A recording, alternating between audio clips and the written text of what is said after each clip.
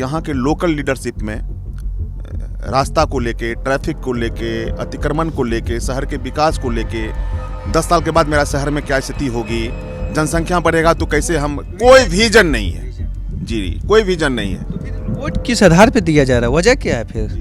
Vote जो है यहाँ पे जाति के आधार पर दिया जा रहा है। लोकसभा वाला हम तो बीजेपी के नाम पर लोग वोट दे देता है, लेकिन काम नहीं हो रहा है। हम लोग कह लिए इस बार दिनेश यादव को फिर टिकट में हम लोग वोट नहीं देंगे, बात साहब। पहले जो सरकार थी जो बहुत समय तक रही, फिर अभी नीतीश कुमार की जो सरकार है, तो उद्योग के नाम पे जो है ना जीरो है, यहाँ कोई भी अब उद्योग नहीं है। यहाँ पे है शाम का समय है और कहते हैं गांव में शाम के समय ही चौपाल जमता है। दिन भर लोग खेती किसानी तमाम तरह के अपने काम करने के बाद शाम को ही बैठते हैं और बातचीत करते हैं, खेती से लेके देश की राजनीति से लेके आने वाले अपने प्लान को लेके।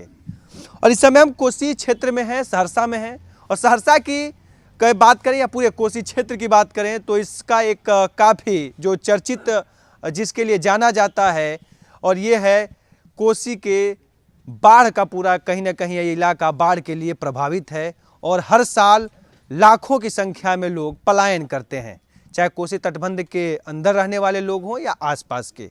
चाय पे चर्चा है, एक दशक से कहा जाए 2014 के बाद चाय बड़ा राजनीतिक मुद्दा भी रहा, लोग चाय के बिना बात ही नहीं होता। लेकिन खैर हम लोग गांव में हैं और गांव में एक अलग ही दुनिया है।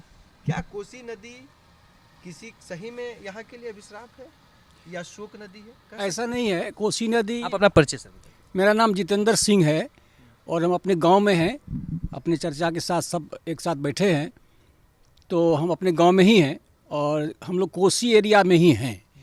आज जो मूल कोसी है वो हमसे लगभग 8-10 किलोमीटर की दूरी में पश्चिम है।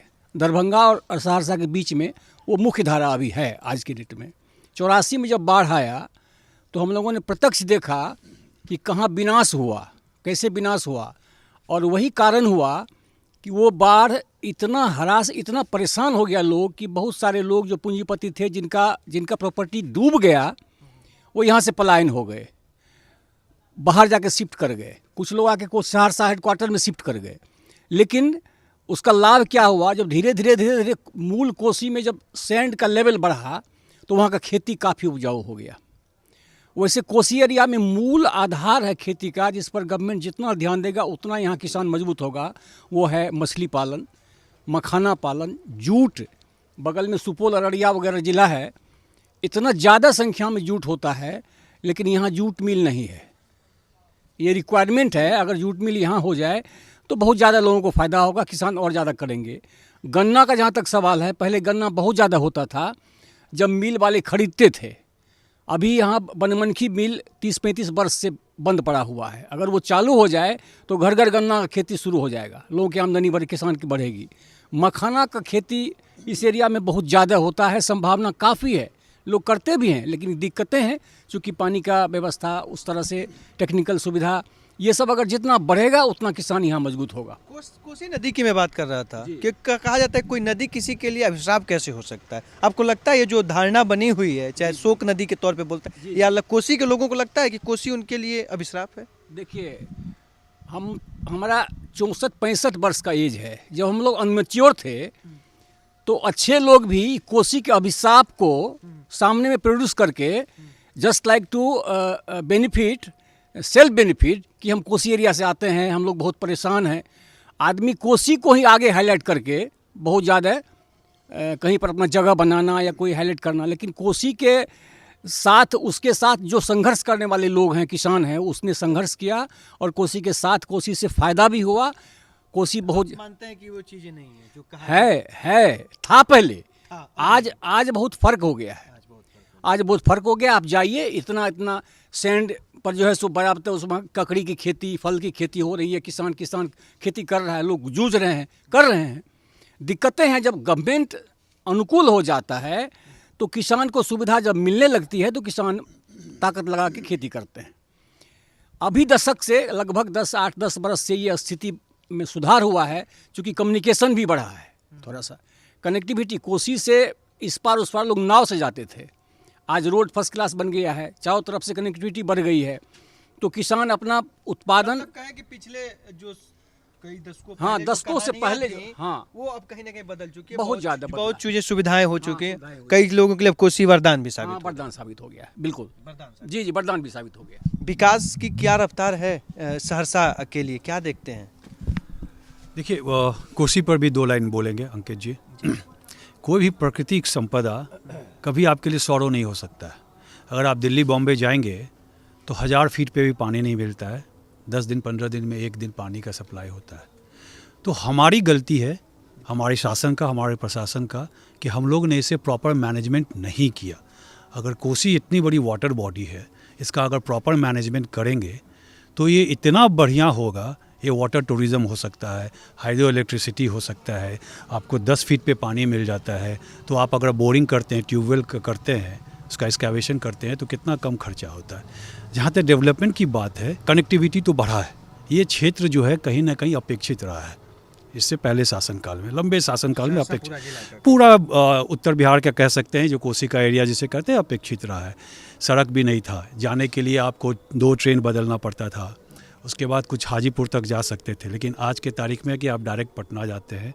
और इसी कोसी पे, जिसको अभिशाप बोलते हैं, उस पे एक नेशनल हाईवे बन गया है, पुल बन गया है, जिससे आप पटना पहुंच सकते हैं। 5 घंटा में आप पटना पहुंच सकते थे। आज से 15 साल पहले कोई सोच नहीं सकता था। और 90 के दशक में जो हालत रही, उसका ये हम लोग दंश भोग रहे हैं। रोजगार कोसी में या उत्तर बिहार में नहीं है, क्योंकि सरकारों का सोच रोजगार नहीं रहा है। ये खेती के लिए इतना फर्टाइल लैंड है, यहाँ आम है, लीची है, होता है, यहाँ मकई होता है, यहाँ मखाना होता है, जिसे जीआई टैग मिला गया, अब मिला।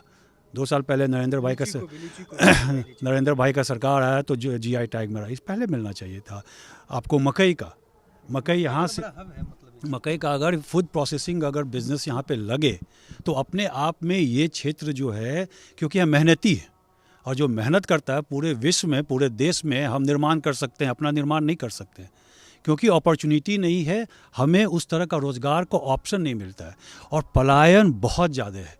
पलायन का दंश क्या है वो आप सोच सकते हैं। यहाँ पर्व त्यौहार में लोग नहीं मिलते हैं, और परिवार में के माता पिता, बुजुर्ग माता पिता यहाँ रहते हैं, उनके जो जवान बच्चे और बच्चियाँ हैं वो बाहर रहते हैं।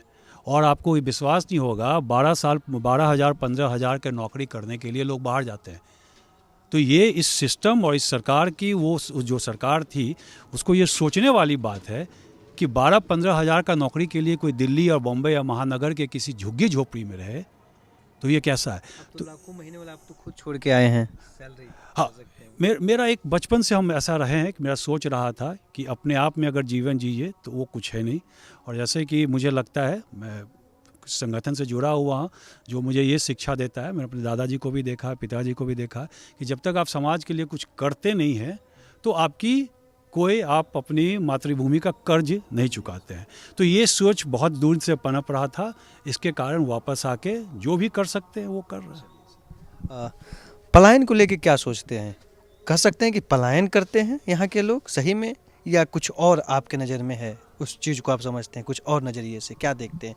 और सहरसा के लिए क्या सोच रहे हैं? सहरसा की विकास होनी चाहिए तो मुख्य वजह क्या है? कौन से ऐसे मुद्दे हैं जिन पे अगर बात चुनावी साल में अगर उस पर हो तो शायद वो विकास की रफ्तार हो? अपना नाम बता दीजिए। मेरा नाम आशीष हुआ। किसान से परिवार से तो हूँ ही, लेकिन मैं एक व्यवसायी भी हूँ। सबसे पहले मैं किसान आज तक को धन्यवाद देना चाहूँगा, जो इस सुदूर इलाकों को, मैं आपके जैसे लोगों को, अमित जी को भेजा है यहाँ पे, यहाँ की जानकारी लेने के लिए। देखिए, पलायन जो है, मेरा व्यक्तिगत विचार है, क्योंकि मेरे पास कर्मचारी हैं काम करने के लिए, मैं देखता हूँ यहाँ काम की कमी नहीं है। यहाँ एक लोगों की मानसिकता क्या है कि 6 महीना हम चले जाएंगे बाहर, वहाँ पंजाब में या दिल्ली में अच्छा पेमेंट मिलता है, और वहाँ से वो कमा के लौट जाते हैं। तो वो पलायन कैसे हुआ? जब वो काम करने के लिए गए और कमा के आ गए तो वो पलायन तो नहीं हुआ। पलायन का मतलब, मेरा व्यक्तिगत विचार है कि आप यहाँ से पूरे परिवार सहित कहीं दूसरे प्रदेश में जाके बस गए। लेकिन ऐसी समस्या यहाँ नहीं है। पर्टिकुलर एक समय है, जैसे होली से पहले, छठ से पहले ट्रेनों में भीड़ रहती है, फिर नॉर्मल हो जाता है, वो चले जाते हैं कमाने के लिए, फिर होली में लौट जाते हैं, फिर उसी तरह छठ में कमाने के लिए चले गए, छठ के बाद फिर लौट आए। मतलब गेहूं के काटने के समय में, धान बनाने के समय में, इस समय चले जाते हैं वो। तो हम इसको प्लान नहीं मानते हैं। जहाँ तक यहाँ पर रोजगार की बात है, मैं गांव में आरएसएस में मैं काम करता हूँ, तो मेरा गांव में जाना आना लगा रहता है। सभी लोग ये बोलते हैं कि यहाँ काम है, यहाँ काम लोग नहीं करना चाहते हैं, लेकिन वही आदमी फिर बाहर जाके काम करता है। तो ये समस्या है। हाँ, जहाँ तक हमारे सुदीप जी ने बताया उद्योग का बात, सरकार को यहाँ विजन नहीं है, कोई विजन नहीं है। आप हमारे सहरसा में चले जाइए, पूरा चौक चौराहा आज अतिक्रमण की चपेट में है। लगभग पूरे बिहार में आप भ्रमण कीजिएगा तो कमोबेश आपको वही स्थिति मिलेगी, क्योंकि न कोई लोकल विधायक के पास विजन है, न कोई एमपी के पास विजन है। जातिवाद यहाँ सब पे हावी हो जाता है, जिस कारण जो है विकास यहाँ अवरुद्ध है। क्योंकि किसी एक कम्युनिटी को खुश करने के लिए अब अतिक्रमण हटाएंगे, शहर को व्यवस्थित बनाएंगे, नाला बनाएंगे तो किसी का मकान टूटेगा, पुल बनाएंगे तो किसी की दुकानें सहरसा में ज़्यादा है क्या? और शहरों में तो मैं देखता हूँ अगर कोई विकास या ब्रिज का निर्माण होता तो होता है, वो नॉर्मली कोई भी टूटेगा ही टूटेगा। सहरसा में इस मामले में हम लोग अभिशापित हैं। जो वजह है, उदाहरण क्या है, कौन सा नेता लीडरशिप। अच्छा, कौन सा सहरसा में ऐसी क्या चीजें जो मतलब कहा जा सकता है कि वो राजनीति का मुद्दा बना हुआ है? शायद उसके अभी सबसे बड़ा मुद्दा है ये अपना रेलवे ओवरब्रिज। अभी शहर के विकास को अवरुद्ध किए हुए, शहर को बढ़ने से रोका हुआ है ये। और इसमें मात्र 102 व्यवसायी हैं जिनका दुकान थोड़ा थोड़ा टूटेगा। उसके कारण जो है उन नेता यहाँ अपने नेता जो लोकल एमपी हैं, लोकल एमएलए हैं, चाहे किसी पार्टी को, मैं किसी का शिकायत नहीं कर रहा हूँ, लेकिन उनके पास ये इच्छा शक्ति नहीं है कि इस काम को हम करवा दें।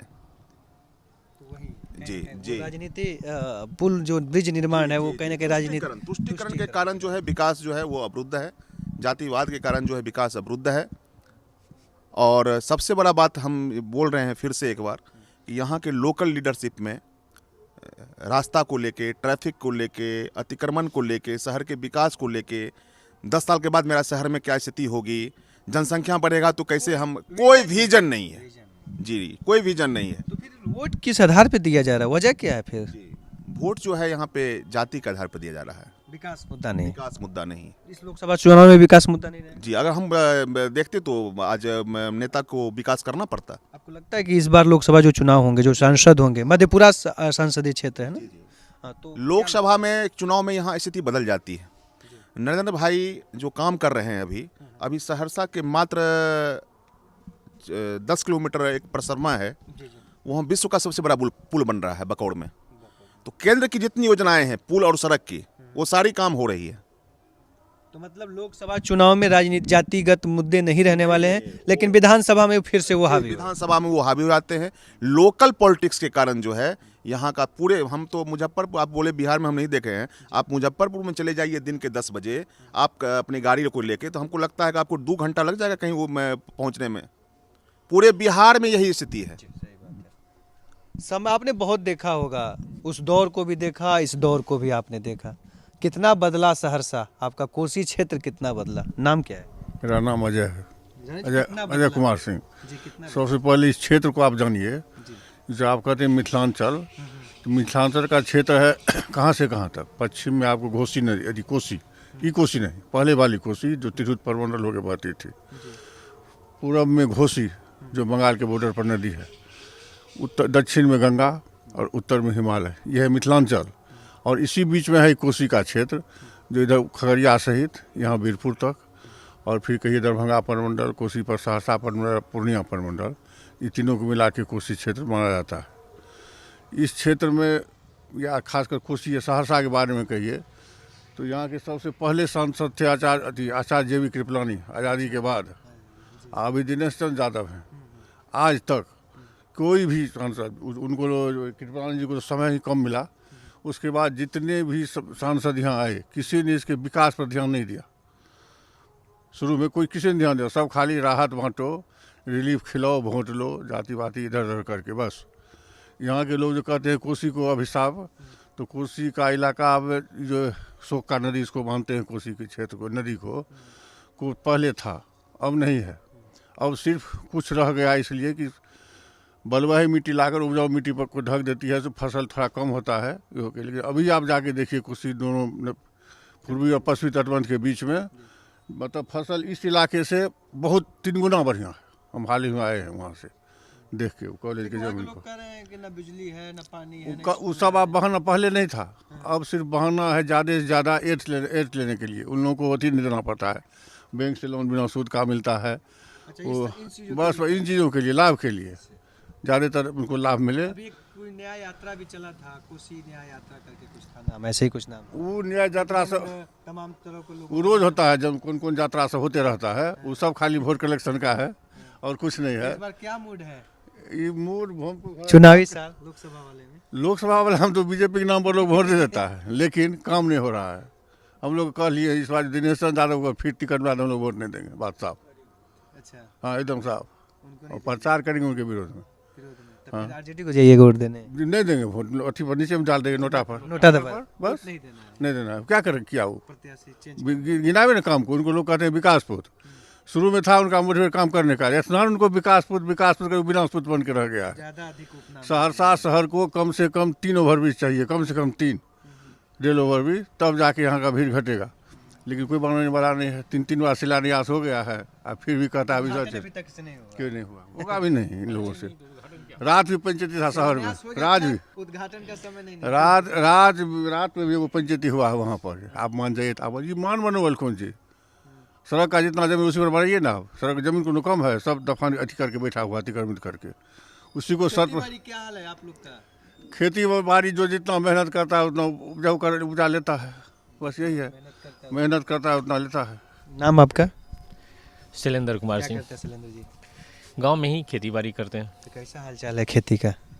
मक्का का क्या हाल है?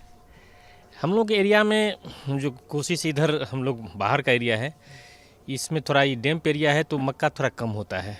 जैसे यहाँ ज़मीन लेवल में नहीं है, जो ऊंचे वाला ज़मीन है उसमें तो मक्का होता है। क्या हो रहा है? गेहूं चारों सभी फसल हो जाता है, रबी खरीफ गर्मा तीनों का? जो ऊंचा वाला ज़मीन है उसमें हो जाता है, और नीचे वाला ज़मीन में धान होता है। उसमें मक्का पानी नहीं आ जाता होगा ना नीचे वाले इलाके तो में? जल जमाव हो हाँ, जाता है। तो कब वो- करते हैं आप? खरीफ में तो करते वो हैं, जो- गर्मा में रोक देते हैं आप लोग? नहीं, वो उसमें जो है धान होता है, जो ज़्यादा पानी में होने वाला जो है, जो 2 फीट 3 फीट पानी में होने वाला धान है, वो यील्ड उसका कम होता है।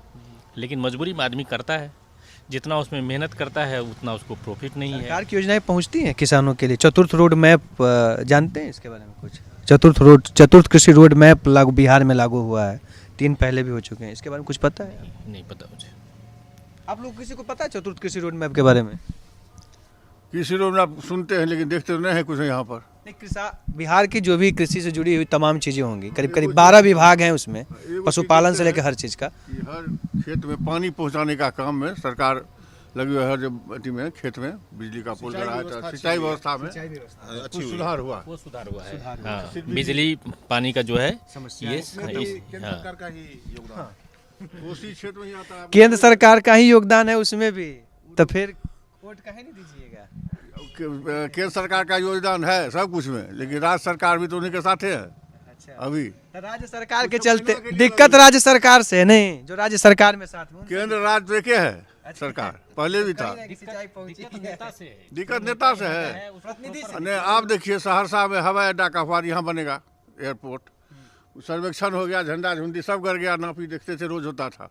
अब बनते के संबंधित शिलान्यास हो गया दरभंगा में, रात रात कैसे हुआ, सब नेता गुम। प्रधानमंत्री जी की जितनी योजनाएं हैं यहाँ सब लागू हो। जो भी करीब करीब योजना है करीब करीब उस पहुंच। सहरसा में कमी नहीं है, लेकिन एम्स नहीं बन रहा अभी तक। अभी वाला प्रोजेक्ट जो है हम लोग से मात्र 2-3 किलोमीटर दूर आ और जमीन का कहानी बड़ा है, यहाँ पे सही मिल रहा है रेट जमीन का? गया। हाँ, जमीन का सब ठीक है। रेट सही मिल रहा हाँ, है। बिहार में और कई जगह बड़ा आंदोलन किसान छोटे मोटे। दिक्कत नहीं जी, नहीं। क्या देखते हैं सर? सर पूरा एक तो अलग ही चल रहा है, कहीं ना कहीं प्रतिनिधि को लेके एक सवाल खड़ा हुआ है। आपको क्या लगता है कि सरकार ही बदलने की जरूरत है या प्रतिनिधि बदलने की? नाम अपना परिचय। सुमंत सिंह है और हम एक व्यवसायी और किसान परिवार से हैं और किसान भी का काम करते हैं। तो बेसिकली हम मुंबई रहते हैं और गांव आते जाते रहते हैं। तो जो पलायन का आप पहले बोलते, पलायन पे हम कुछ बोलना चाहते हैं कि पलायन यहाँ से नहीं हुआ है लोगों का, लेकिन लोग अपॉर्चुनिटी देखते हैं। काम जब करते हैं तो वो जो भी काम करने वाले लोग हैं, तो 80% आदमी तो यहाँ पे मतलब जो मेहनती हैं 80%, ठीक है, तो उनको अपॉर्चुनिटी कहाँ ज़्यादा मिलता है वो देखते हैं। जैसे पंजाब, दिल्ली, मुंबई लोग बोलते हैं, तो वहाँ हर समय काम रहता है, तो वहाँ जाके अपना पैसा कमाते हैं। फिर यहाँ पे जब उनको खेती करने का चाहे कुछ और रोज़गार मिलता है तो लोग आते हैं। तो हम मुंबई में देखे, जब मेरे व्यवसाय में ही लोग आते थे, यहाँ से रहते थे, तो वो अपने समय के अनुसार जो है ना वहाँ से छुट्टी लेके आ जाते थे, किसी न किसी कारणवश कि ये है, कभी कोई बहाना बोलते थे, कभी कुछ बोलते थे कि ये चीज़ है, वो उसके अनुसार आ जाते थे, यहाँ काम करते थे, और फिर जब यहाँ पे खाली टाइम होता था तो वहाँ पे आके काम करते थे। तो पलायन तो नहीं हम लोग उसको बोल सकते हैं। आपका याद होगा जनसाधारण, जी, जन सेवा जी। तो बड़ा उसका रहा, बात हुआ, उस पर कई रिपोर्ट भी आया कि सबसे ज़्यादा जनरल टिकट जो होता है सहरसा से ही कटता है, तमाम चीज़ें हैं। तो वजह क्या है आखिर ये चीज़ें अभी भी, जैसे बता रहे हैं कि अभी भी ये स्थितियां हैं? नहीं, स्थितियाँ हैं, लेकिन इसका वजह इसका यही रहा कि पहले जो सरकार थी, जो बहुत समय तक रही, फिर अभी नीतीश कुमार की जो सरकार है, तो उद्योग के नाम पे जो है ना ज़ीरो है। यहाँ कोई भी आप उद्योग नहीं है। उद्योग अगर रहता तो मतलब स्थितियां थोड़ी सी और बेहतर हो सकते थे। तो अच्छा होता, कोई इंडस्ट्री रहता, कुछ चीज़ रहता, जैसे मान लीजिए कि गन्ने का ही है, चाहे जूट का ही जैसे बोले, तो ये सब चीज़ रहता तो खरीदार मिलता। यहाँ इसी चीज़ का कोई भी खरीदार नहीं है। आप किसान मेहनत करके आप उपजा लीजिए, लेकिन जुड़ा हुआ कुछ है, कृषि से जुड़ा हुआ कोई यूनिट ऐसा कुछ? कुछ नहीं। जो केंद्र सरकार का जो पैक्स है और ये सब चीज़ें वही है, उसके अलावा कुछ नहीं है। और उसी में जो है ना सही रेट भी मिलता है, सब कुछ होता है। पैक्स की बातें हुई हैं तो थोड़ा सा इस बार जिक्र कर दिया जाए, क्योंकि इस बार धान का जो राज्य सरकार का जो टारगेट था 45 लाख मीट्रिक टन के आसपास, वो करीब 29-30 लाख के आस, मतलब बहुत कम इस बार धान की खरीदारी भी हुई है। सरकार का जो तर्क था अपना कि प्राइवेट में उन्हें अच्छा किसानों को दाम मिला, इसलिए हमें धान नहीं मिला, बेचे हैं हमें। सही बात है, धान बेचे। धान की खेती होती है कि नहीं? क्या नाम बा? रविंदर कुमार। धान की खेती होला? अरे होता है धान की खेती? हाँ होता है, अच्छा से। कैसे गया धान? 18-19। कौन खरीदा? पैक्स वाले खरीदे कि व्यापारी को बेचे? नहीं तो पैक्स वाले में भी दिए। पैक्स को कितना में लिया? 18 रुपये ले लिया। 18 रुपया लिया है? 1800 रुपया कुंटल? 2100। आपका 1800 के कैसे, सही बताइएगा। मेरा व्यापारी तो 18 से ले लेंगे। कितने पैसा दिया हो? तुरंत, वो तो तुरंत दे दिया। हाँ। अब पैक्स वाले कितने दिन में दिए? पैक्स वाले पिछले साल 3 महीना 4 महीना लगा दिया था। तो क्या स्थिति है? आप भी कहीं बाहर जाने की तैयारी में हैं या यहीं पे रह के कुछ करेंगे? नहीं, तो हम तो किसान हैं, तो अपना गांव में ही रहते हैं, मखाना की खेती करते हैं। और इस बार तो बढ़िया दाम मिला है मखाना में इस बार बढ़िया मिला। पिछले साल का 18,000 रुपया, 19,000 रुपया कैसे बेचे? 16,000 रुपये कुंटल। हाँ, 2,000 कम बेच दी। अच्छा, और एक युवाओं को लेके सहरसा में कि जो युवा यहाँ के अपना होश संभालते हैं, निकल जाते हैं, गांव में केवल 50 साल से ऊपर वाले या छोटे बच्चे ही रह जाते हैं। आप मानते हैं ये चीज़ें हैं या कम है? आपका नाम? सुमन, मैं सीनियर इंजीनियर हूँ याहू में। कहाँ पे है सुमन भाई आप? याहू। मुझे तो यहीं पे रह के कर रहे हैं? हाँ, कोविड के बाद वर्क फ्रॉम होम स्टार्ट हुआ और फॉर्चुनेटली मेरा कंटिन्यूड है, तो मैं यहीं से वर्क करता हूँ। क्योंकि आप तो बड़ी अच्छी जगह पे हैं, लेकिन आपके साथी को और भी वो लोग हैं हाँ। जहाँ पे एक बिहार को लेके जो अवधारणा बनती है ना कि ये बिहारी हैं, ये तमाम चीज़ें होती हैं, आपने भी उस चीज़ को देखा होगा। आपने तो महसूस नहीं किया होगा, क्योंकि मैं जहाँ तक समझ रहा हूँ कि आप एक अच्छी जगह पे थे कि वहाँ पे ये चीज़ें नहीं पहुँच पा रही होंगी। टाइम पे आई थिंक महसूस किया हूँ। कहाँ पे थे? कॉलेज? NIT अगरतला। वो तो वहाँ पूरे इंडिया से बंदे आते थे, तो वहाँ जो बंदे के बीच में एक परसेप्शन था बिहारी, तो वो ठीक है, लेकिन मेट्रो सिटी में आई थिंक कम है, बेंगलोर इनफैक्ट। हाँ, लेकिन मुझे जो कुछ पॉइंट्स मैं बोलने चाह रहा हूँ जो मुझे लगते हैं कि क्यों प्लान की प्रॉब्लम है। एक तो पहले परसेप्शन है, लोगों के बीच में एक परसेप्शन चलते आ रहे हैं कि कोसी अभिशापित है, यहाँ बड़े सेटअप लगाएंगे, क्या पता आएगा। तो वो परसेप्शन को आई थिंक ओवरनाइट चेंज नहीं किया जा सकता है। जैसे आई थिंक वो सही भी है। एक एग्जांपल बताता हूँ। आई थिंक 2008 थे भैया, जब हमारे बाढ़ आए थे बिहार में। मेरे पापा काम करते थे। नहीं, 2008 में भी आए थे ना, जो बिहार में जो वहाँ जो। हाँ, तो मेरे पापा वर्क करते थे गेमन इंडिया कंपनी में, सुपरवाइजर थे। आई थिंक जब बाढ़ आए तो वहाँ हाँ, वो पूरा सेटअप ही ख़त्म हो गया। तो बड़ी कंपनी ऑब्वियसली इन्वेस्ट करने से डरेगी कि क्या पता, भले ही नहीं कोसी अभी स्टेबल है, लेकिन क्या पता कल जाके बांध टूट जाए, गैरेज टूट जाए। तो उस परसेप्शन के कारण से बड़ी कंपनी मुझे लगती है कि हेजिटेंट है, वो आके एस्टेब्लिश नहीं करना चाहते। हाँ, आप अपनी नज़र में बताइए, जो कि आप जिस सेक्टर से हैं। हाँ, क्या मेरा वो इसका तो हो सकता है, मैं मुझे वो जहाँ तक आई समझ थिंक में वो ऐसी तो कोई घर चीज़- से भी हो सकते हैं, उनके लिए तो आपको कोई बड़े सेटअप की जरूरत नहीं है। एजुकेशन की क्या स्थिति है? एजुकेशन सहरसा में एजुकेशन एक आप एक नॉर्मल स्टेज तक ठीक है। आप यहाँ के एजुकेशन से आप ट्राई करेंगे कि कोई कॉम्पिटिटिव एग्ज़ाम निकालें, आईआईटी हो गया, एनआईटी हो गया या यूपीएससी हो गए, एक बिग इंडियन लेवल पर जाके कम्पीट कर लेंगे। आई डोंट थिंक कि ये पॉसिबल है, आपको बाहर ही जाना पड़ता है। इनफैक्ट मेरे केस में मुझे भी बाहर जाना पड़ा। तो आप एक बेसिक एजुकेशन ले सकते हैं, इस एजुकेशन लेके आप इंडिया लेवल पर कुछ कम्पीट नहीं कर सकते हैं। तो ये तो प्रॉब्लम है। सहरसा के बदलाव की कहानी क्या हो सकती है आपके नज़र? मेरे ख्याल से मुझे लगता है कि यहाँ के युवा ही चेंज कर सकते हैं। जब तक एमएसएमई नहीं आएंगे, एमएसएमई सिर्फ यहाँ के लोकल युवा ही सेटअप कर सकते हैं। जब तक एक छोटे, आप कोई भी स्टेट्स उठा लो, गुजरात में इतने जॉब क्यों हैं? क्या गुजरात में इतनी सारी फैक्ट्रीज़ हैं, बड़ी बड़ी फैक्ट्रीज़ हैं? नहीं, वहाँ के जो सबसे ज़्यादा एम्प्लॉयमेंट जनरेशन है वो छोटे छोटे एमएसएमई जनरेट कर रहे हैं। तो एक छोटे छोटे एमएसएमई की ज़रूरत है जो कि 20 बंदे 25 बंदे का जॉब क्रिएट करें। और वो स्टार्टअप और तमाम चीज़ें तो चल रही हैं बिहार सरकार की, बहुत चीज़ें हैं, है I don't ना? think केंद्र कि- सरकार की भी है, केंद्र सरकार की बिहार तो मैं- सरकार में भी है। केंद्र सरकार तो एक योजना ला रही है, जैसे कि मैं बहुत ज़्यादा अप्रिशिएट भी करता हूँ गवर्नमेंट को। आई थिंक एक योजना था पीएमजीपी करके कुछ, जो कि फंड देती है। तो गवर्नमेंट के पास स्कीम है, लेकिन उस स्कीम को ग्राउंड पे लाने के लिए सबसे पहले बंदे के पास उस टाइप का एटीट्यूड भी नहीं है, न स्किल्स हैं। अच्छा, पैसे तो आ जाएंगे, आपके पास आइडिया भी तो होने चाहिए। उस आइडिया को नर्चर करने के लिए एक सपोर्ट की भी ज़रूरत है, वो मिसिंग है। हम लोग बोल पा रहे हैं क्योंकि हमारे भाई भी छोटे मोटे एमएसएमई का एक सेटअप करके रखे हैं कि किस का फैक्ट्री। आई थिंक उसमें हमें 25 से 30 बंदे का एम्प्लॉयमेंट है। तो आई थिंक अगर आप एक बड़ी कंपनी सेटअप करो जो कि 100 या 500 एम्प्लॉयमेंट जनरेट कर रहा है और 50 एमएसएमई सेटअप कर दो, बात तो वही हो गया ना। तो मतलब कहानी है छोटे छोटे-छोटे और तमाम चीज़ों को, correct। छोटे छोटे स्टार्टअप या छोटे छोटे उद्योगों को को हो कि 10-20 promote किया लोग को जाए। भी दिया जाए, तो जो पलायन या बेरोजगारी की जो समस्या है वो कम हो जाएगी और लोग यहीं रह जाएंगे। हाँ, तो ये इसके लिए गवर्नेंस को भी थोड़ा सा आगे आना पड़ेगा।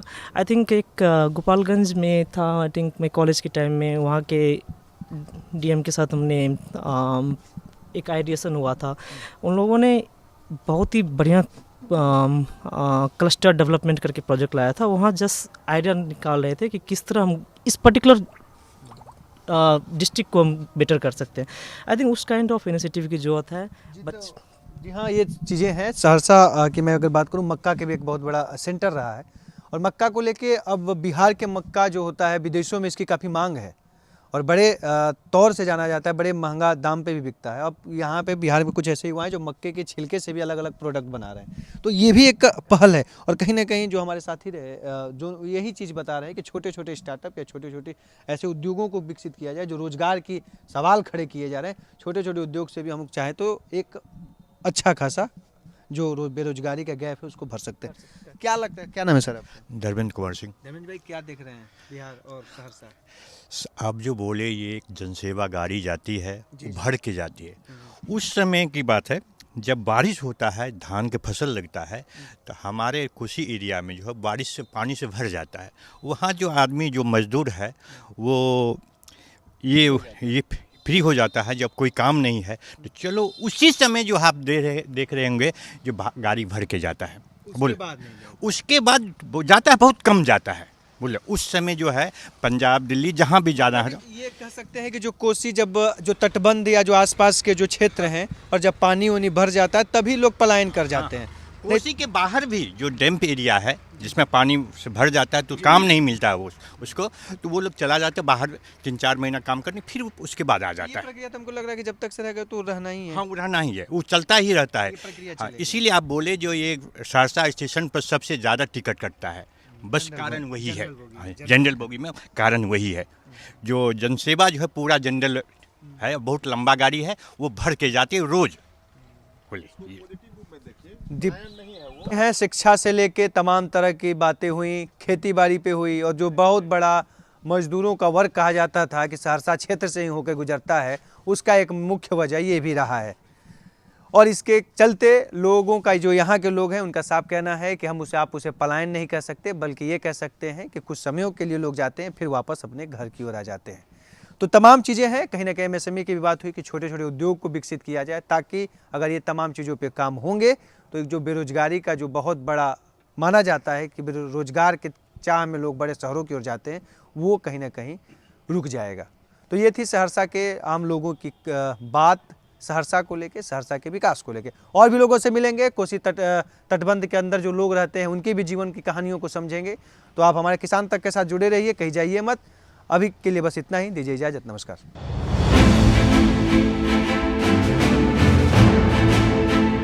कोई जिंदगी में ये भी नहीं किया है कोसी में कोई पत्रकार इंटरव्यू लेने के लिए, कोई सुनने के लिए। आप कैसे आ गए? वोट का मतलब ही नेता है यहाँ पर, मुखिया सरपंच कोई भी है, सब मतलब का यार है, जीत करके गया और बात खत्म। इलेक्शन आया तो मुखिया जितना भी उम्मीदवार है, समिति जो भी, तो जितना भी कष्ट होगा आएगा।